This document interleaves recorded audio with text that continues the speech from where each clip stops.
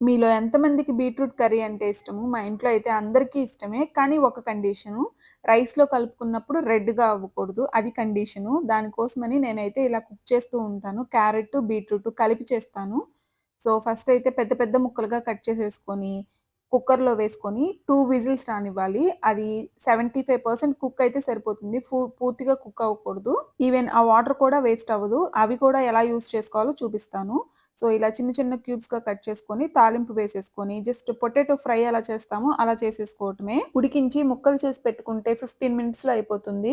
75% కుక్కర్‌లో ఉడకబెడతాం కదా! మిగతా 25% అయితే ఈ బాండీలో వేసిన తర్వాత మగ్గపెట్టుకుంటూ చేసుకుంటే సరిపోతాయి. ముక్కకి చుట్టూ ఒక లేయర్ లాగా ఫార్మ్ అవుతది. అలా అయిపోతే గనక కుక్ అయినట్లు సింబలు. అప్పుడు కారం, నువ్వుల పొడి వేసుకొని కొంచెం సేపు ఫ్రై చేసుకుంటే సరిపోతుంది. ఇందాక మిగిలిపోయిన వాటర్ ఉన్నాయి కదా! వాటిని చపాతీ పిండి, దోస పిండిల్లో కలుపుకొని వాడుకోవచ్చు. తప్పకుండా ట్రై